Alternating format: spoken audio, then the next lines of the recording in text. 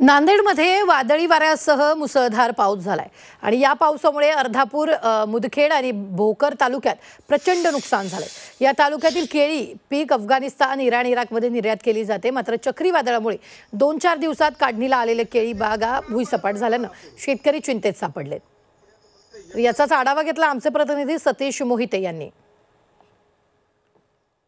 अर्धापूरची ही केळी जगप्रसिद्ध आहे। इथली केळी अफगाणिस्तान, इराक, इराण या देशांमध्येही पाठवण्यात येते। मात्र कालच्या अवकाळी पावसासह झालेल्या वादळी वाऱ्यामुळे विशेषतः या केळीच्या बागा उद्ध्वस्त झालेल्या आहेत। किती एकरचा हा प्लॉट आहे, काय याच्यामध्ये तुम्ही इन्व्हेस्टमेंट केली होती आणि काय नेमकं कालच्या पावसामुळे नुकसान झाले? 3 एकरचा प्लॉट आहे। त्याच्यामध्ये मी जवळपास 3200 रोप आहे आपलं केळीचं आणि त्याच्यामध्ये जवळपास 2 लाख रुपये खर्च झाले आणि 18 लाख रुपये मॅक्झिमम आपली समजा आपल्याला त्याच्यातून उत्पन्न यायची शाश्वती होती। समजा त्याच्यातून आता हे जमीनदोस्त झाल्यामुळे त्याच्यातून खर्च निघेल की नाही याची सुद्धा आम्हाला समजा शाश्वती नाही आहे। नुकसान तर आमचं केळीचं जास्त प्रमाणात झालं, कारण अजून पेरण्या वगैरे झाल्या नाही, त्याच्यामुळे काही बाकी नाही। पण सर्वात मोठा जो क्रॉप होता आमचा, जो ज्याचे इकॉनॉमिक्स अर्थशास्त्र जे आमचे इथं याच्यावर आहे ते सर्व केळीवर आहे आणि तो महत्त्वाचा तोच भाग जो होता केळीचा तोच सर्व जमीनदोस्त झालेला आहे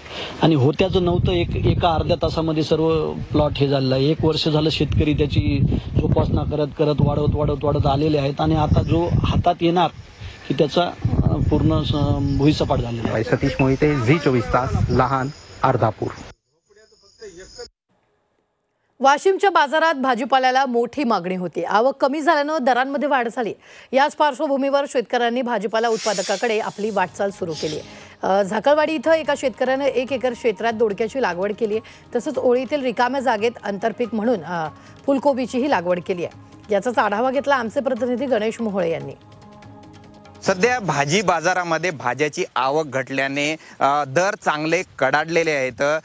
याच अनुषंगाने वाशिम जिल्ह्यातील झाकलवाडी परिसरातील वासुदेव काळमांडे या शेतकऱ्यांनी एकरभर क्षेत्रावरती दोडके आणि आंतरपीक म्हणून गोबीची लागवड केलेली आहे।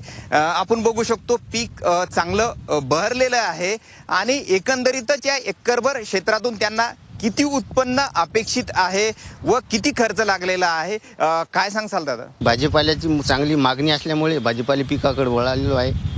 तरी याची 3 लाख रुपये उत्पन्न आहे, तरी 60-70 हजार रुपये खर्च वगळता 2 ते 2.25 लाख रुपये आम्हाला निव्वळ नफा मिळण्याची अपेक्षा आहे। काळबांडे या शेतकऱ्यांनी या भाजीपाला पिकाकडे वळालेले आहेत, त्यामुळे एकरभर क्षेत्रावर निव्वळ 2 लाखाचा नफा त्यांना अपेक्षित आहे। Ganesh Mohole, Zee media, Zakalwadi, Washim. येवल्याच्या सातारेमध्ये शेतकरी कृष्णा बांडे यांनी नर्सरीतून फ्लॉवर पिकाचं रोपं आणून शेतात लागवड केली। मात्र पिकाचा कालावधी उलटून देखील पीक आलं नाहीये। दरम्यान रोपं सदोष असल्याचं निदर्शनात असल्यानं लागवड खर्च, मशागत आणि मेहनत वाया गेली आहे। त्यामुळे त्या शेतकऱ्याची फसवणूक होऊन आर्थिक नुकसान झालेलं आहे।